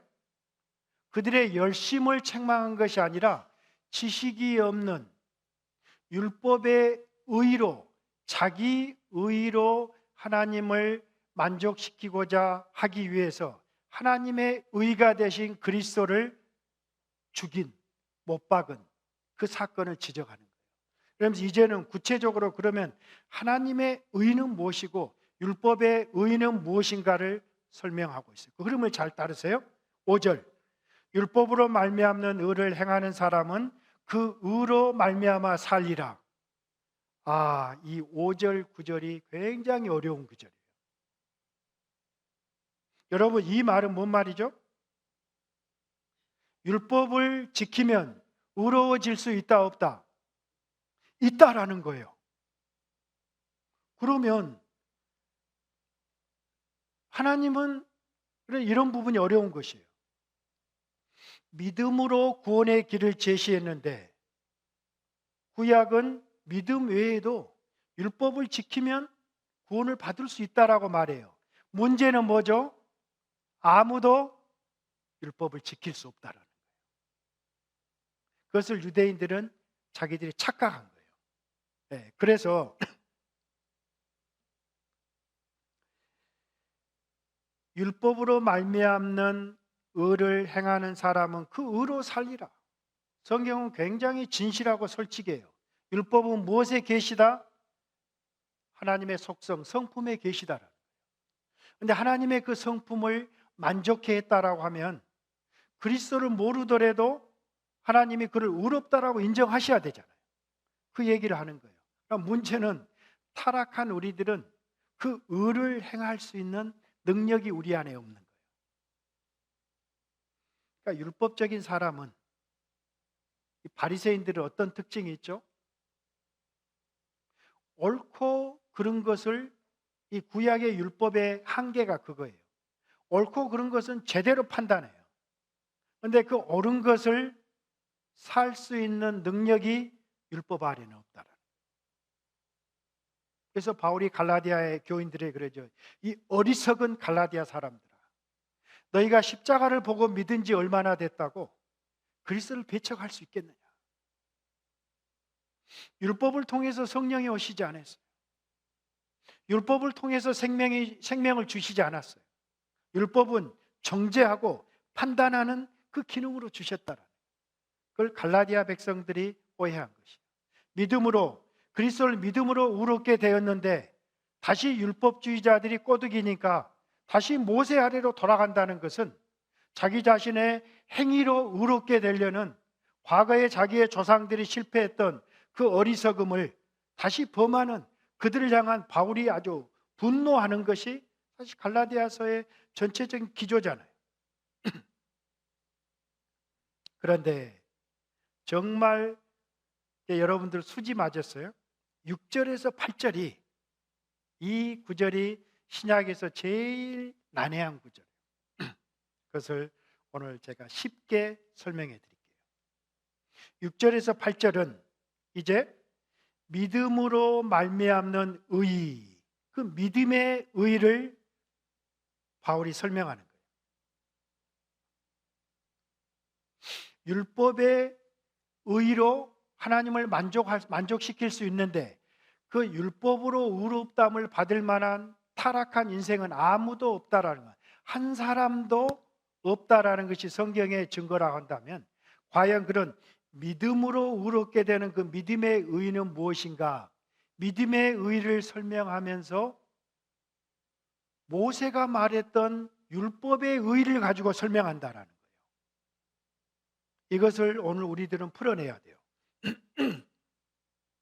6절에서 8절 한번 함께 읽어볼까요? 시작.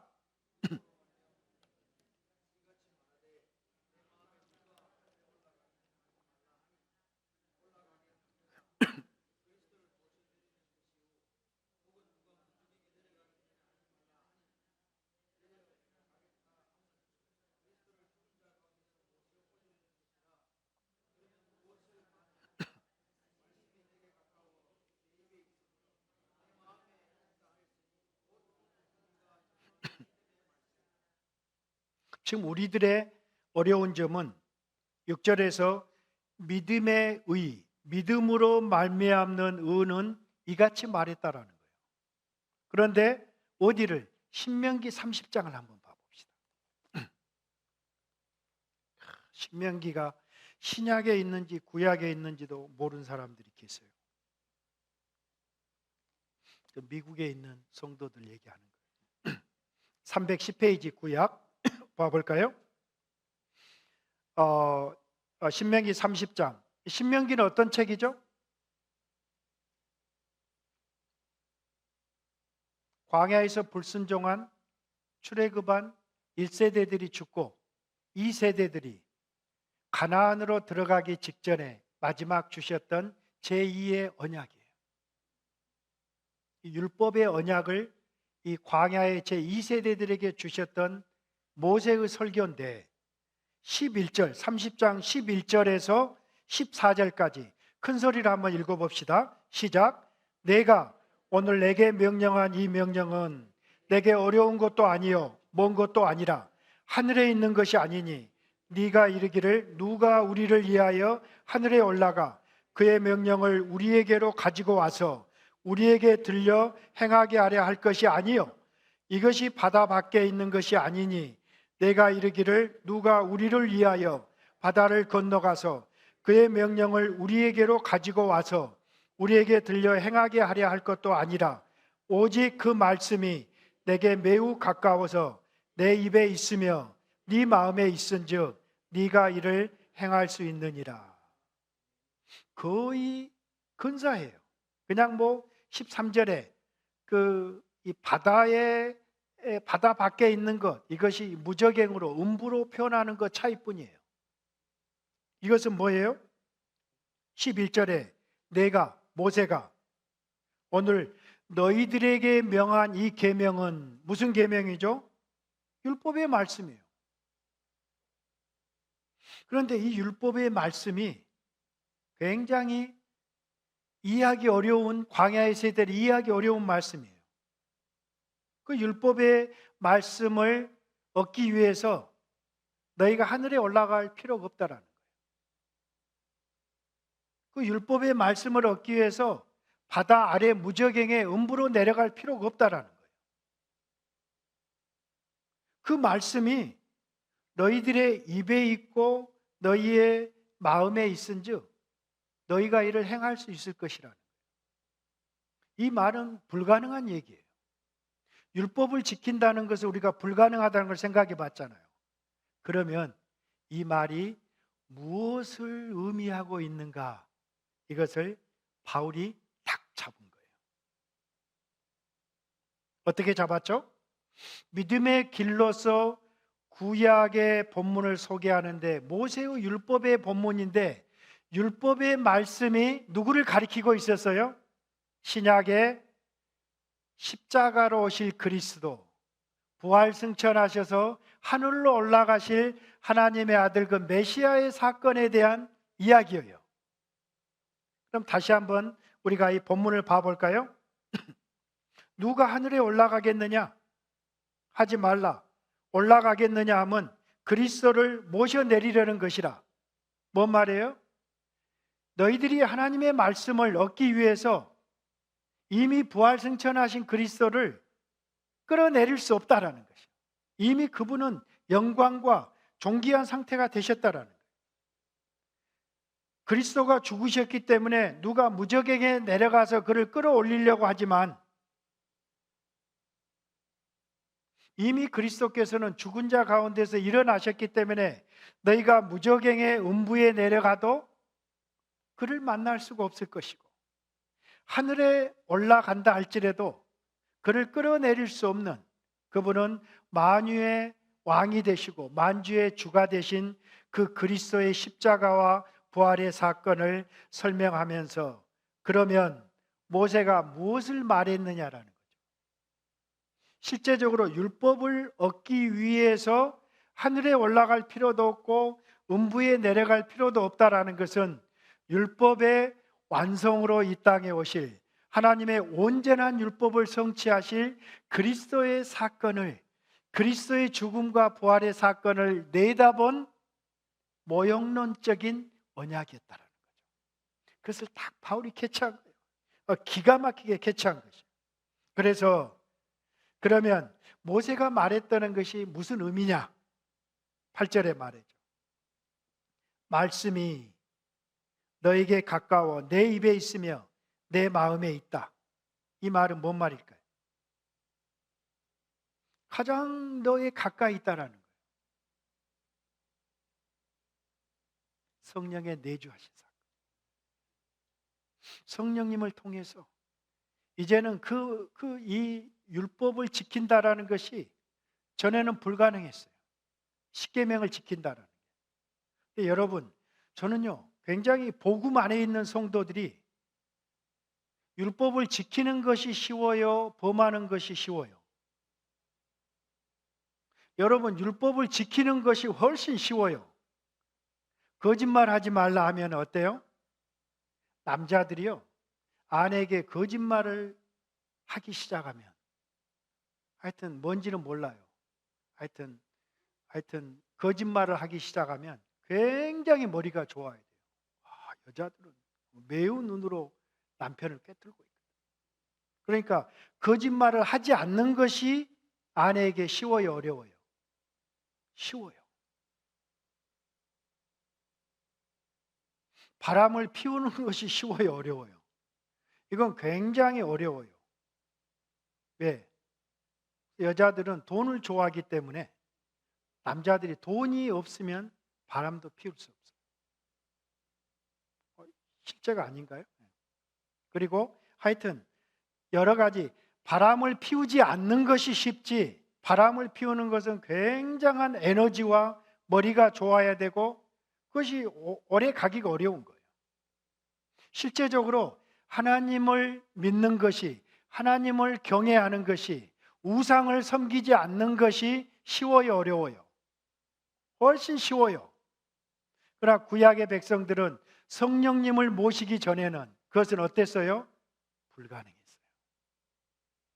그런데 복음이, 성령님이 우리 안에 내주하면서 생명이 들어오면서 그 율법을 순종할 수 있는, 실천할 수 있는 그 힘을, 그 생명의 능력을 우리가 공급받았기 때문에 에스겔의 그 죽은 골짜기들이 성령이 임했을 때 그들이 살아 일어난 것처럼 저와 여러분은 죽었던 자들이에요. 율법의 의로는 불가능했던 자들이에요. 그러나 율법을 성취하신, 만족시키신 그리스도의 의가 성령님을 통해서 우리 안에 생명으로 들어왔기 때문에 이제는 구약의 율법을 지키는 것이 어려움이 아니고 굉장히 쉬워졌다라는 그 어떤 이 발상의 개념의 전환이 우리 안에 일어나야 돼요. 그래서 하나님의 말씀이 멀리 있지 않다라는 거예요. 성경을 누가 기록하셨죠? 실제로 로마서는 바울이 기록했지만 바울에게 원저자는 누구예요? 성령님이세요. 성령님이세요. 근데 그 성령님이 어디에 계세요? 우리 교회 회중 가운데 계시지만 우리 각자에게 성자가 보혜사세요. 또 다른 보혜사가 누구예요? 성령님이세요. 또 다른 보혜사를 내가 너에게 보내주마. 그분이 오시면 내가 가르친 것을 생각나게 하고 너희들을 인도하고 그가 와서 내 영광을 드러낼 것이라고 얘기하죠. 여러분, 성령님을 모신, 그래서 우리들 자신이 너희 안에 성령이 거하시는 것을 알지 못하는, 우리 자신이 뭐예요? 성전이에요. 믿음으로 성령 안에 있는 자들을, 그것을 이 그리스도와 연합한 자로 여겨주신 거예요. 그리스도는 말씀이시잖아요. 말씀이 우리의 심장에 성령님을 통해서 내주하고 계시기 때문에 너희들의 입술에 그 말씀이 있고 너희들의 마음에 있다라는 것은 성령님을 모셔드린 우리 믿음을 가진 하나님의 백성들을 향한 해석이라는 것입니다. 그래서 그 믿음의 의의를 얘기하면서 말씀이 너에게 가까이 있지 않느냐? 네 입술에 있지 않느냐? 네 마음에 있다고 하지 않았느냐? 이것은 우리가 받은 구원을 지금 얘기하는 것이에요. 곧 우리가 전파하는 믿음의 말씀이라.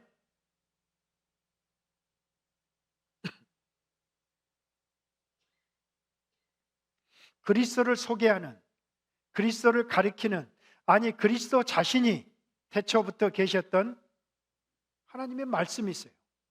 근데 그 말씀이 우리의 마음에, 우리의 입술에 주어졌어요. 성령님을 통해서 성령님이 우리 안에 내주하신 사건을 가리키고 있어요. 그렇다고 한다면 9절에 그 예수님을 믿는다는 것이, 예수님이 누구를 믿어야 구원인가, 이것이 오늘 하이라이트예요. 바울이 이 로마서를 썼던 때는 대략 언제쯤으로 추정하십니까? 바울의 1차 선교여행, 2차 선교여행, 3차 선교여행, 3차 선교여행이 에베소에서 3년간 있게 되죠. 그래서 AD 53년에서 57년이에요. 에베소의 그 3년간의 사역을 마치고 도메드리오 그 은장색의 사건 때문에 엄청난 폭풍이 에베소에 일어나서 바울이 굉장한 위기를 겪죠. 그러나 다행히 넘기게 돼요. 그래서 사도행전 19장을 보면 그 소요가 끝남에 바울이 어디로? 헬라에 잠시 머물러요. 헬라는 어디를 말해요? 고린도를 말해요. 그럼 고린도 어디서 썼을까? 저는 이번에 갱그레아 해변을 다녀왔어요. 그 갱그레아 교회가 굉장히 큰데 반은 지중해가 물이 들어와서 반밖에 남지 않았어요. 갱그레아에서 바울이 소원이 있어서 머리를 깎죠. 그래서 저는 속으로 갱그레아에 그 미용실을 하나 차리면 성지순례라는 사람한테 굉장한 돈벌이가 되겠다. 제가 한 얘기가 아니고 옆에 사람이 저한테 그런 얘기를 해줬어요. 우리 성경연구원에서 갱그레아 미용실을 하나 차리면 좋겠다. 그렇게 얘기했는데 갱그레아에 살았던 사람이 누구죠? 여집사 베베예요. 그런데 제가 고린도는 굉장히 복잡해요. 그래서 돈이 많은 화려한 곳이에요. 그러나 갱그레아는 완전히 서편에 있는 지중해의 어떤 조용한 이 구석진 해변이에요. 좀 진해도 좀 그렇게 숨겨진 것처럼 보이는 제가 그런 인상을 받았는데요. 그 갱그레아에서 저는 바울이 로마서를 썼을 가능성이 굉장히 많아요. 헬라는 물론 갱그레아 이 고린도 지역을 말하는데요. 거기서 베베 집사를 통해서 편지를 보내게 되죠. 그때가 AD 끝날 때니까 57년. 이때는 모든 이 지중해가 있으면 여기에 이제 그리스가 있죠. 터키가 있고, 터키가 이제 바울의 1차, 3차 선교행이고, 얘가 수리아 안디옥이고 예루살렘이죠. 그래서 바울은 모든 동방부의 사역을 마친 거예요. 그 1세기의 지중해의 그 영역 속에 있어서 땅끝은 예루살렘에서 볼 때 어디예요? 서바나, 스페인이에요. 이 지브랄타 이 해협에 서바나를 가는 게 바울의 꿈이었어요. 그런데 모든 이 동방부를 그리스를 마게도니아를 복음화시키고 갈라디아 1차 선교행을 복음화시키고 그리고 모든 이 에베소를 복음화시키고 그 모든 모교의 역할은 여기에 있었던 수리아의 안디옥 교회에 있어요. 그런데 이 안디옥 교회에서 서바나를 바울의 사역을 후원하기는 너무나 멀었어요. 위험하고 지중해가 엄청난 바다이기 때문에. 그래서 바울은 여기에 장화같이 생긴 로마의 교회가 바울의 마지막 땅끝까지 가는 이방인 사도로서의 역할을 감당하도록 하기 위해서 자기가 개척하지 않은 교회를 향해서 편지를 쓰게 된 게 로마서예요. 그래서 이 로마서를 쓸 때 그때 로마 황제가 누구예요? AD 57년, AD 54년부터 취임한 황제가 네로예요. 그때 로마가 믿었던 황제는 누구예요? 황제 숭배는 황제가 시저가 주인이다. 시저가 주인이다라는 그 로마 제국의 한복판에 바울이 지금 이 편지를 쓰면서 뭐라고 얘기하는가? 그 복음을 우리들이 경청해야 된다는 거예요. 10절에 구원은 무엇이에요? 첫째, 네가 만일 내 입으로 예수를 누구로 시인해야 돼요? 주로 시인해야 돼요. 여러분, 주님으로, 로드로, 황제가 주님이다라고 고백하는 그 로마 제국의 강력한 그런 짐승 같은 제국 앞에서 시저가 아니고 네로가 아니고 나사렛의 무명의 선지자 그리스도를 주로 고백해야 구원이다라고 말하는 거예요. 생명을 맞바꾼 고백이에요. 콜로세움에 자기의 생명이 던져질 것을, 그래서 저는 어떤 분들은 한 분이 계세요. 성경은 전부터 그리스도를 구주와 세이비어와 로드로 가르치고 있다. 처음부터 제대로 가르쳐야 된다.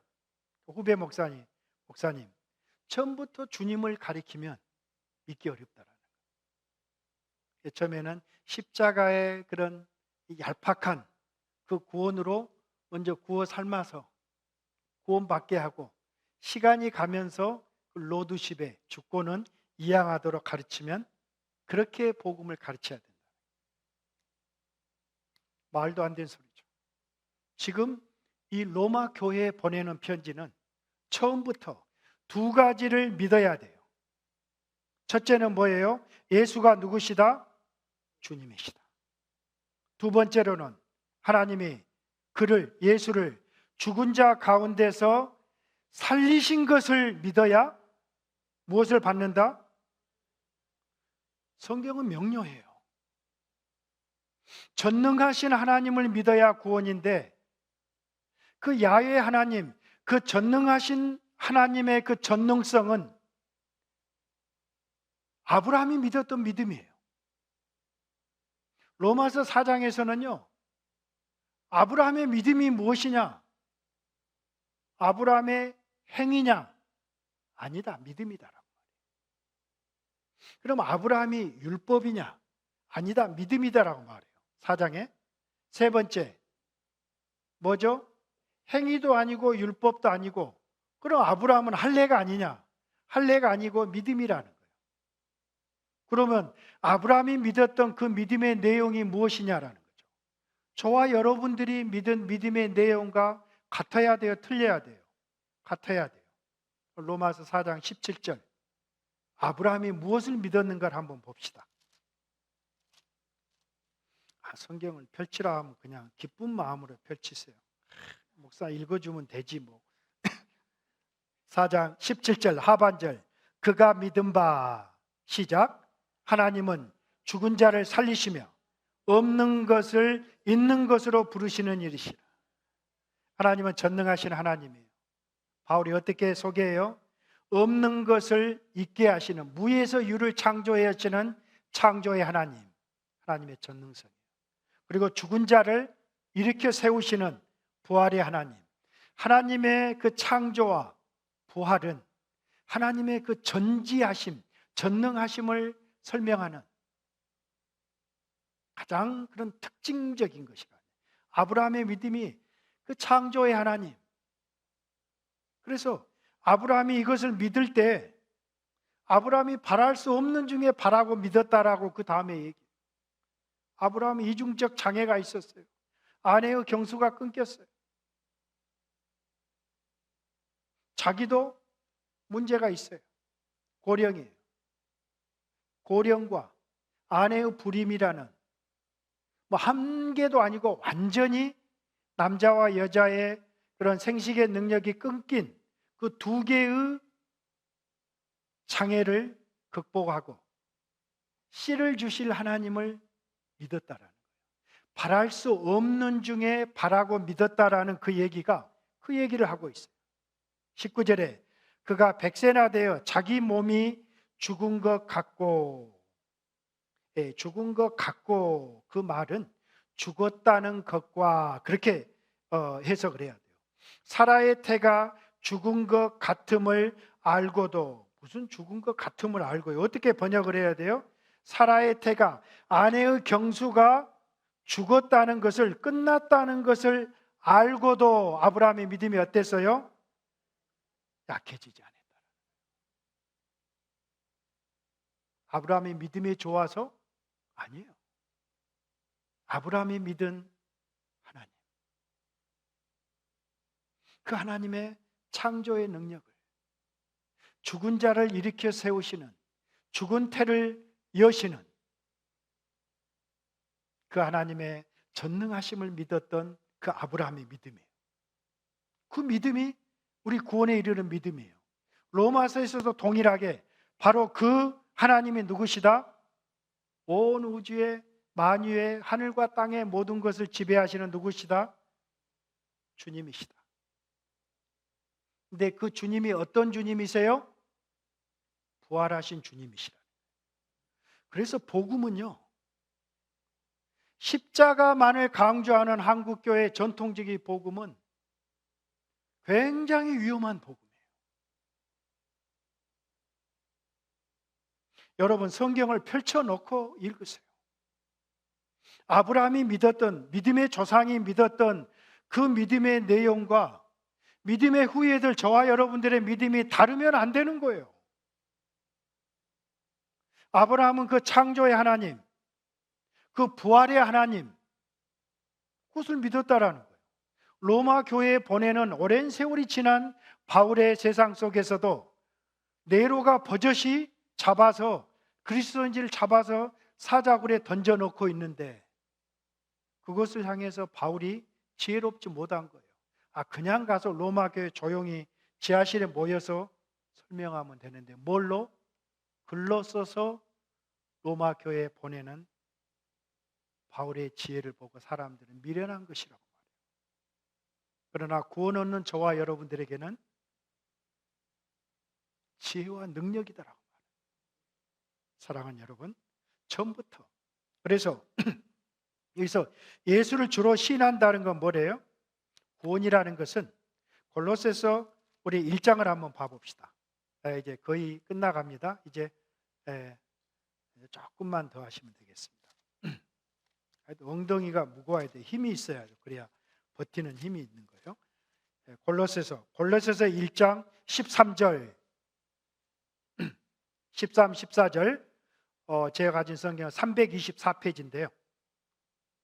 한번 읽어보겠습니다. 시작. 그가 우리를 흑암의 권세에서 건져내사 그의 사랑의 아들의 나라로 옮기셨으니 그 아들 안에서 우리가 속량 곧 죄사함을 얻었도다.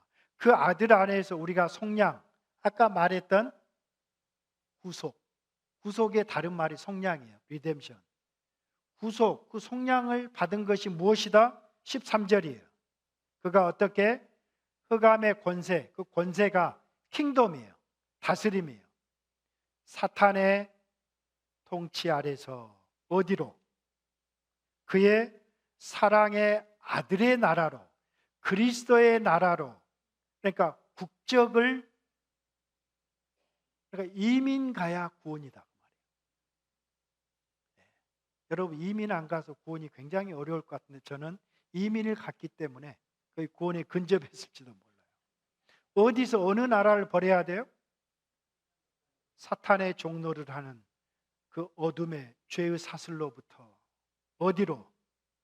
그리스도의 통치로, 그리스도의 다스림으로. 전에는 누가 주인이었어요? 사탄이 주인이었어요. 그 사탄의 주인 행세를 했던 대리인이 누구예요? 내 자아예요. 자아를 건드면 발끈하는 사람들 있죠. 굉장히 기도도 잘하고 성경 실력도 뛰어나고 믿음도 좋은데 그 자아의 버튼을 목사님 한 번씩 건드려 보세요. 구원을 점검하세요. 그 자아가 죽어야 돼요.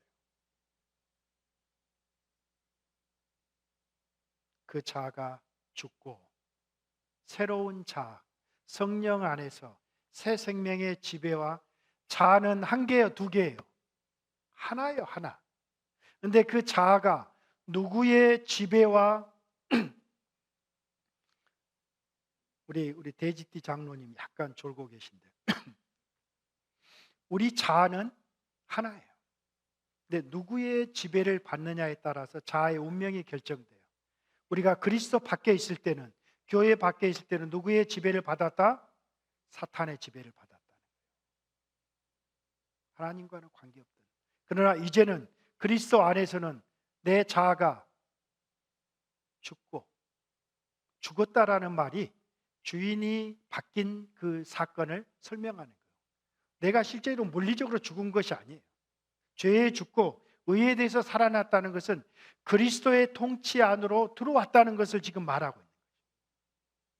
그래서 결국은 구원이라는 무엇이다? 주권의 로드십의 체인지예요. 구속 곧 죄사함은 어둠의 통치에서, 다스림에서 그리스도의 통치로 넘어오는 것, 그것이 성경이 말하는 바울 신학의 핵심이에요. 한국 교회는 굉장히 많은 비성경적인 복음과 믿음을 가지고 있어요. 그래서 결국은 바른 교리, 바른 가르침을 이탈하게 되면 한 세대, 두 세대도 가기 전에 그 성공은, 그 기복적, 세속적 복음은 끝장이 나게 돼 있어요. 유럽 완전히 초토화됐어요. 프랑스 1%도 안 돼요. 한국 불과 한 세대도 안 돼서 우리 장로님들 세대, 우리들 세대 70년대, 80년대 그래도 90년대까지 그 여파가 굉장히 강력했어요. 지금은 이미 2010년도에 로맨 캐톨릭이, 구교가, 캐톨릭이 우리 개신교를 앞지른 거 아시죠? 우리 개신교의 신자들이 팬데믹으로 나오지 않는데 두 가지 방향으로 나가고 있어요. 첫째는 싸우지 않는 자유롭게 신앙생활할 수 있는 천주교로 옮기고 있어요. 더 많은 두 번째 부류는 가난한 성도들이에요. 교회 안 나가. 줌으로 얼마나 메시지 들을 수 있어. 구원은 개인적으로 받지만 우리의 성장은 교회 공동체를 통해서 우리들이 성장하도록 바디로 하나님이 그렇게 부르셨어요. 그래서 교회의 그 공동체 안의 나눔, 공동체 안의 그런 갈등, 이런 것은 건강한 것이에요. 교회 안에서 있어야만이 내 안에 자아가 드러나는 거예요. 근데 이민교회의 문제점은 4분의 1이 통계적으로 2년 반, 3년의 교회를 옮겨요. 한국하고 굉장히 달라요. 어떤 사람이 옮기겠어요? 3년은 딱 자기를 쇼업하기에 좋은 시간이에요.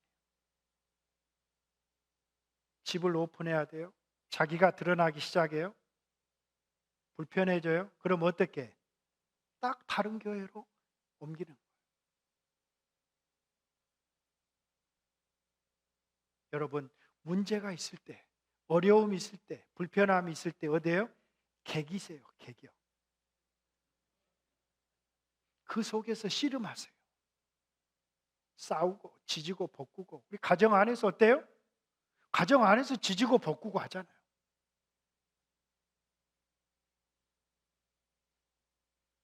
연약하고 어리고 문제 많은 모관한 성도들 어떻게 해야 돼요? 교회는 껴안아줘야 돼요. 개구리 올챙일적 모른다고. 좀 모난 성도들 정말 믿음이 뭐예요? 사랑이 뭐예요? 아무리 찬양해봐야 뭐예요?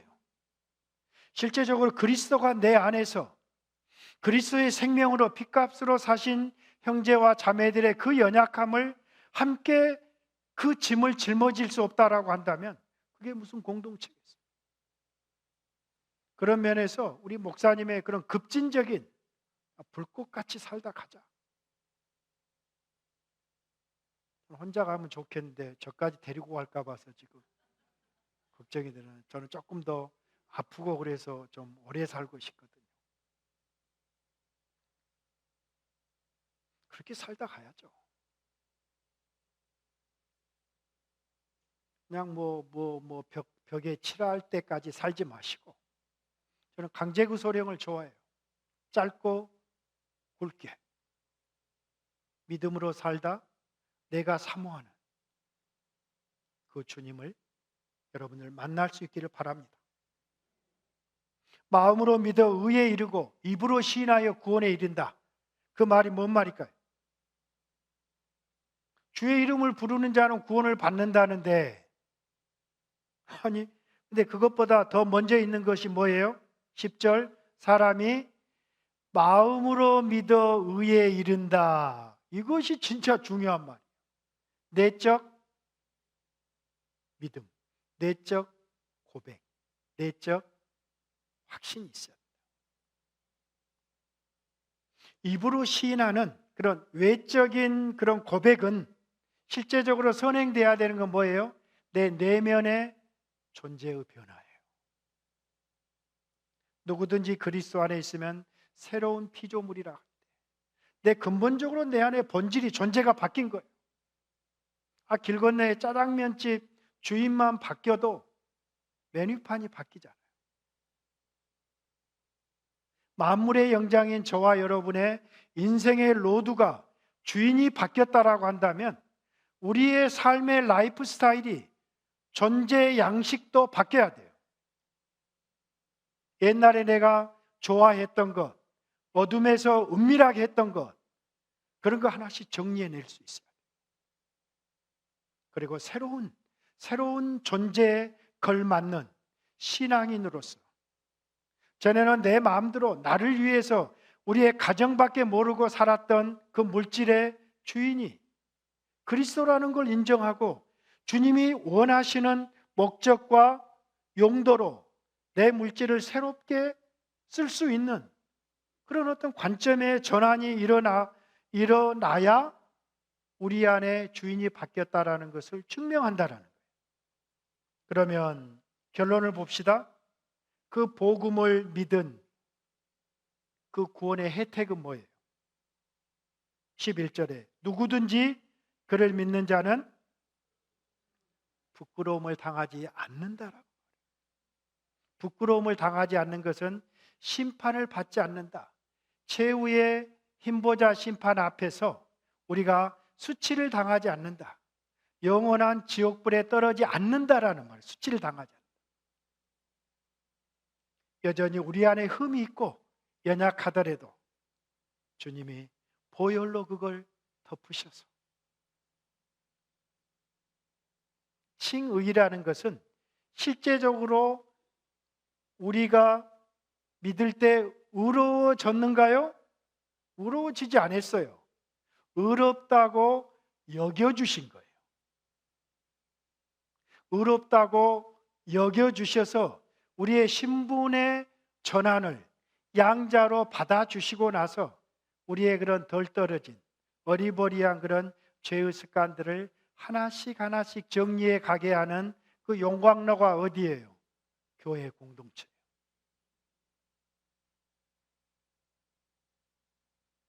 그래서 흠이 많고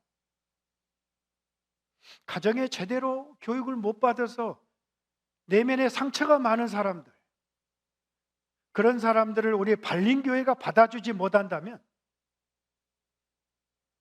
어디로 갈 거예요? 그래서 교회는 이런 extended family예요. 확장된 그런 가족의 개념으로 우리 교회가 성장해 가요. 그리고 바른 복음을 오직 그리스도의 죽음과 부활의 사건이 유일한 인생의 해답이라고 한다면, 그 복음 하나로 만족한다고 한다면, 이 좋은 큰 건물 이렇게 텅텅 비어가지고 저는 뭐 하시는지 모르겠어요, 우리 성도님. 이 좋은 교회 꽉꽉 채워야 되지 않겠어요? 1년에 한 사람도 전도하지 못해요? 심각한 거예요. 정말 내 안에 그리스도의 죽음의 사건이, 내가 죄에 대해서 죽고 내가 그리스도의 생명에 대해서 산 이 소식이 기쁜 소식이라고 한다면 전하지 않고 견딜 수 있겠어요? 아니, 단 한 사람도 교회 앞으로 인도할 수 없다라고요? 그 사람은 복음을 모르는지도 몰라요. 교회 다닌다고 다 그리스도인이 아니거든. 우리가 분명히 해야 돼요. 복음이 무엇인가, 구원이 무엇인가를 배웠다고 한다면 우리의 시간을 아껴서 일주일에 단 4시간, 단 1시간을 내서라도 전화 신방하세요. 처음부터 교회 끌고 나오려면 안 나와요. 서서히 전화해서 안부 물으세요. 그리고 순두부 한 그릇 먼저 사세요. 내가 잘못하지 않았지만 먼저 좀 섭섭한 게 있으면 내가 먼저 미안하다고 하세요.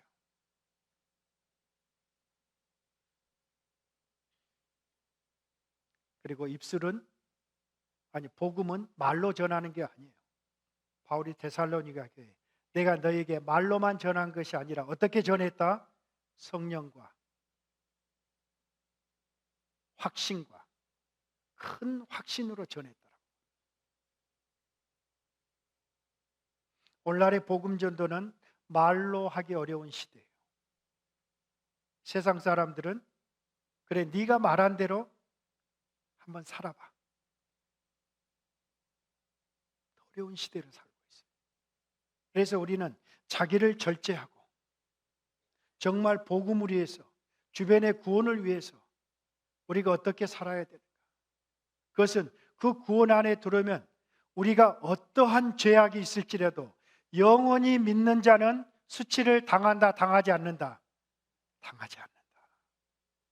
여러분, 그 마지막 날에, 그 마지막 그 심판의 때 수치를 당하지 않고 변호사 대신, 우리의 대언자 대신 그리스도의 인정을 받는다는 이 사실 하나만으로도 오늘 우리는 이길 수 있는 거예요. 두 번째, 복음의 구원의 혜택은 뭐예요?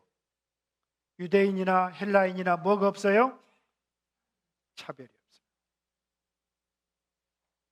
세상은 우리의 가진 것, 생긴 것, 우리의 외모로 판단하는 그런 아주 슬픈 세상에 살고 있어요. 그러나 하나님은 우리의 중심을 보시고 우리가 뭐 가진 것, 못생긴 것. 오늘 장로님 저한테 한 분 그랬어요. 목회자는 잘생기면 안 된다. 문제가 될 수 있다. 그래서 우리 양 목사님과 우리 김 목사님은 굉장히 참 복을 받으신 분이다. 그래서 제가 우리 그 동갑내기 우리 장로님한테 감사했어요. 그래서 아무렇게나 하고 다녀도 저는 제가 아내가 왜 옷을 색깔을 못 맞추냐? 저는 관심이 없어요. 성경에만 관심이 있지. 그래서 제가 실제로 속내를 제가 드러냈어. 여보, 노력을 해도 안 돼. 노력을 해도 안 되면 노력할 필요가 없잖아요. 그 시간을 아껴서 성경을 보고 기도하면 되죠. 여러분, 밖으로 보여지는 것, 한국 사회는 굉장히 예민해요. 미국은 털털하게 슬리퍼 신고 가거든요. 한국은 제가 반바지 입고 여름에 어르신한테 가까운 데 갔다가 굉장히 제가 소박을 맞았어요. 물론 기본적인 예의 법도는 지켜야 되지만 그렇게 우리가 어떤 외형적인 것보다 더 중요한 것은 무엇이다? 우리의 내모다라는 거예요. 하나님은 저와 여러분들을 차별하지 않으신다라는 거예요. 있는 그대로 우리를 어떤다? 받아주신다. 그런 아버지 좋으시잖아요. 마지막 세 번째는 뭐예요? 누구든지 주의 이름을 부르는 자는 구원을 받는다. 근데 이것이 값싼 구원이 아니라는 것 배웠죠. 주의 이름을 부르는 거예요. 근데 그 주라는 개념이 로마 시대 추상 같은 그 로마 제국의 그 군대가 살아있는 그 팍스 로마나가 무력으로 정복해서 로마의 평화를 주창하는 그런 아주 짐승 같은 로마 제국 하에서의 그 주예요. 오늘 우리들의 주가 아니에요. 이 주의 이름을 부른다는 건 뭐예요? 생명을 건 고백적 선언이에요. 사랑하는 여러분, 구원은 예수 그리스도를 믿음으로 하나님 우리에게 주신 선물이에요. 그분이 저와 여러분의 죄를 위해서 죽으시고 우리가 그분을 닮을 수 있는 그 생명과 능력을 부활을 통해서 우리에게 공급하셨기 때문에 우리가 어떤 삶의 현장에 있든지 간에 과거를 돌아보면서 과거에 내게 주셨던 그 하나님의 크신 사랑을 기억하면서 자기가 있는 자리에서 일어나서 주의 다시 오심을 준비하는 저와 여러분이 될 수 있기를 바랍니다. 사랑하는 주님, 참 감사합니다. 사랑하는 주의 백성들이 있는 창원 발림교회에 와서 우리 주님의 영광스러운 복음을 함께 나누게 하시니 참 감사합니다. 우리 주님 언제 다시 오실지 모르지만 그 신랑 되신 주님을 맞이하는 그런 고운 신부로, 이쁜 신부로 우리들 모두를 받아주시길 간절히 소망합니다. 우리가 어떤 형편에 처했든지 간에 우리가 다시 일어설 수 있는, 다시 시작할 수 있는 그런 믿음의 용기를 우리 가운데 허락해 주시기 원합니다. 옆에 있는 형제와 자매를 용서하고 그를 받을 수 있는 그런 십자가의 그 놀라운 그 주님의 사랑을 기억하는 우리들 모두가 되게 하시고 아직도 교회 밖에 있는 잃어버린 하나님의 자녀들을 향한 그 바울과 같은 그런 간절한 소원과 탄식이 우리 가운데 있게 해 주시옵소서. 그래서 우리 창원 발림교회 이 모든 이 발림의 시민들을 주님 앞으로 인도하는, 그래서 5층까지 꽉꽉 차는 그런 영광스러운 교회가 돼서 우리 주의 오심을 예비하는 그런 복된 교회가 되게 해 주시옵소서. 예수님의 이름으로 감사하며 기도드립니다. 아멘.